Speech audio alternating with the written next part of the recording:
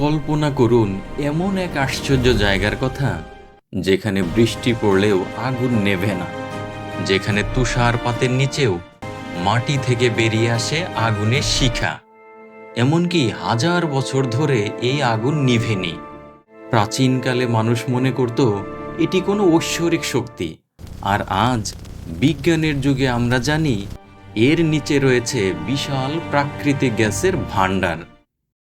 Europe আর এশিয়ার সন্ধিক্ষণে অবস্থিত এমন এক দেশ, যা একদিকে রাশিয়ার শীতলতা আর অন্যদিকে পারস্যের আভিজাত্যকে ধারণ করে আছে। নাম তার আজারবাইজান। পর্যটকদের কাছে এটি এখন সেকেন্ড প্যারিস বা প্রাচ্যের প্যারিস নামে পরিচিত। কিন্তু এর পরতে পরতে লুকিয়ে আছে এমন সব গল্প, যা শুনলে আপনি অবাক হতে বাধ্য হবেন। কেন একে ল্যান্ড অফ ফায়ার বলা হয়? কিভাবে একটি মুসলিম প্রধান দেশ হয়েও এখানে ইউরোপীয় সংস্কৃতির এতটা প্রভাব? আর কেনই বা আজারবাইজান ভ্রমণ আপনার বাকেট লিস্টে থাকা উচিত? বিপুলা পৃথিবীর আজকের সম্পূর্ণ ভিডিওতে আমরা উন্মোচন করব এই দেশের জাদুকরী সব দিক।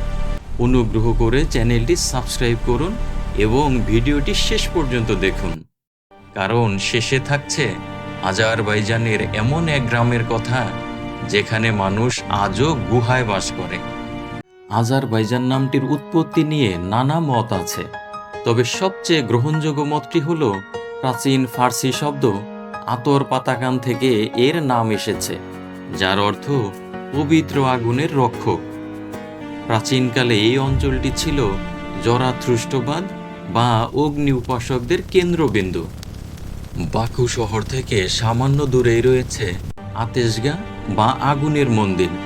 খ্রিস্টীয় 17 এবং 18 শতকে নির্মিত এই মন্দিরে ভারত থেকেও হিন্দু ও শিখ পুণ্যার্থীরা আসতেন উপাসনা করতে। প্রাকৃতিকভাবে মাটির নিচ থেকে আসা গ্যাসের শিখাকে তারা পবিত্র মনে করতেন। ইতিহাস বলে আজারবাইজান ছিল সিল্ক রোডের এক গুরুত্বপূর্ণ অংশ, ফলে পূর্ব এবং পশ্চিমের সংস্কৃতি এখানে মিলেমিশে একাকার হয়ে গেছে। সোভিয়েত ইউনিয়নের অংশ হিসেবে দীর্ঘ সময় থাকার পর 1991 সালে আজারবাইজান স্বাধীনতা লাভ করে, আর গত 30 বছরে দেশটি নিজেকে বদলে ফেলেছে আমূল। আজারবাইজানের রাজধানী বাকু শহরটি যেন এক জীবন্ত জাদুঘর। একদিকে কাস্পিয়ান সাগরের তীরে গড়ে ওঠা অত্যাধুনিক স্থাপত্য, অন্যদিকে UNESCO world heritage site ইচিরি Sheher বা ওল্ড সিটি।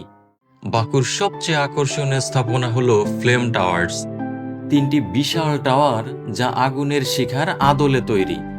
রাতের বেলা যখন এই টাওয়ারগুলোতে কয়েক হাজার এলইডি লাইট জ্বলে ওঠে, মনে হয় সত্যিই 3টি আগুনের শিখা আকাশ ছুঁতে চাইছে। কিন্তু বাকু মানেই শুধু গ্ল্যামার নয়, বাকুর প্রাণ লুকিয়ে আছে এর প্রাচীন অংশে।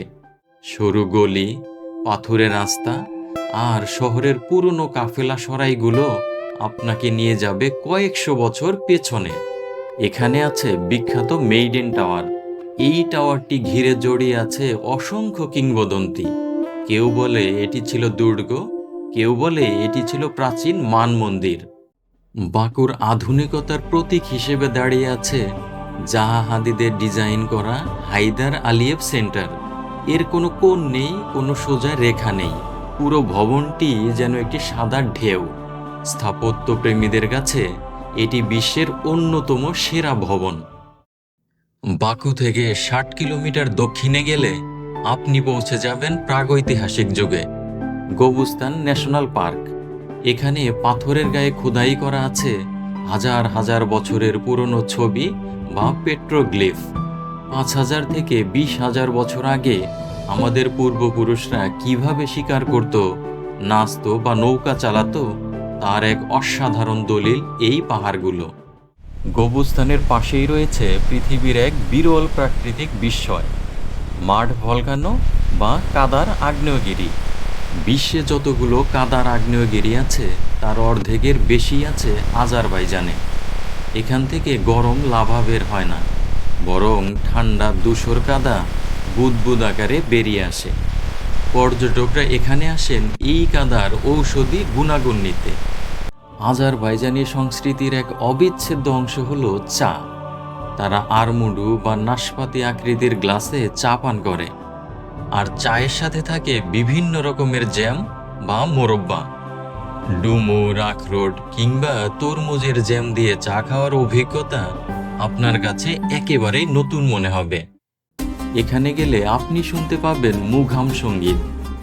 এটি আজারবাইজানের নিজস্ব লোকসঙ্গীত, যা ইউনেস্কোর ইনটেনজিবল কালচারাল হেরিটেজের অংশ। এর সুর এতটাই গভীর যে ভাষা না বুঝলেও আপনি এর আবেগ অনুভব করতে পারবেন। ভ্রমণের কথা হবে আর খাবারের কথা আসবে না, তা কি হয়? আজারবাইজানি খাবার হলো তুর্কি, ইরানি এবং সেন্ট্রাল এশিয়ান খাবারের এক চমৎকার ফিউশন। তাদের প্রধান খাবার হলো প্লব বা পোলাও, তবে এটি আমাদের পোলাওয়ের মতো নয়। জাফরান, মাংস, কিশমিশ এবং ড্রাই ফ্রুটস দিয়ে তৈরি এই শাহ প্লব আজারবাইজানের রাজকীয় খাবার। এছাড়া আছে ডলমা, আঙ্গুর পাতায় মোড়ানো মাংসের কিমা। আর আপনি যদি কাবাব প্রেমী হন, তবে বাকুর রাস্তার ধারে লুলা কাবাবের স্বাদ আপনি সারা জীবন মনে রাখবেন। বাকুর আধুনিকতা ছেড়ে আপনি যখন উত্তর দিকে যাবেন, তখন আপনার সামনে উন্মোচিত হবে ককেশাস পর্বতমালার এক অপার্থিব রূপ। আমাদের প্রথম গন্তব্য শেকি। এটি আজারবাইজানের অন্যতম প্রাচীন শহর। শেকি খান প্যালেসের জানালাগুলো তৈরি করা হয়েছে সেবেকে পদ্ধতিতে, যেখানে কোনো আঠা বা পেরেক ছাড়াই হাজার হাজার কাচের টুকরো কাঠের ফ্রেমে বসানো হয়েছে। জানালার মধ্য দিয়ে যখন সূর্যের আলো ঘরের ভেতরে পড়ে, তখন এক মায়াবী পরিবেশ তৈরি হয়। এরপর আছে গাবালা, যাকে বলা হয় আজারবাইজানের সুইজারল্যান্ড। শীতকালে তুষারপাত আর গ্রীষ্মে সবুজ পাহাড়ের দৃশ্য পর্যটকদের মুগ্ধ করে। এখানে কেবল কার্ডে চড়ে ককেশাস পাহাড়ের চূড়ায় যাওয়া এক রোমাঞ্চকর অভিজ্ঞতা। প্রিয় দর্শক, ভিডিও শুরুতে বলেছিলাম এক অদ্ভুত গ্রামের কথা। সেটি হলো খিনালিক। এটি আজারবাইজানের উচ্চতম এবং প্রাচীনতম গ্রামগুলোর একটি। এখানকার মানুষ নিজেদের আলাদা ভাষায় কথা বলে এবং মনে করে তারা নূহ নবীর বংশধর। পাহাড়ের ওপর মেঘের রাজ্যে তাদের জীবনযাত্রা আজও হাজার বছর আগের মতোই থমকে আছে। আজারবাইজান এমন এক দেশ যা আপনাকে একই সাথে ইতিহাসের গভীরতা দেবে এবং ভবিষ্যতের আধুনিকতা দেখাবে। আপনি যদি একই সাথে সমুদ্র, পাহাড়, মরুভূমি আর আধুনিক শহর দেখতে চান, তবে আজারবাইজান আপনার জন্য সেরা গন্তব্য। প্রিয় বন্ধু, আজারবাইজানের কোন জায়গাটি আপনার সবচেয়ে বেশি ভালো লেগেছে কমেন্ট করে আমাদের জানান। ভিডিওটি ভালো লাগলে লাইক দিন এবং প্রিয়জনদের সাথে শেয়ার করুন। আর বিপুল পৃথিবীর এমন আরও রোমাঞ্চকর ভ্রমণ কাহিনী দেখতে চ্যানেলটি সাবস্ক্রাইব করে বেল আইকনটি চেপে রাখুন। দেখা হবে আগামী পর্বে পৃথিবীর অন্য কোনো প্রান্তে। ততক্ষণ ভালো থাকুন, সুস্থ থাকুন আর পৃথিবীটাকে নিজের চোখে দেখার স্বপ্ন দেখুন।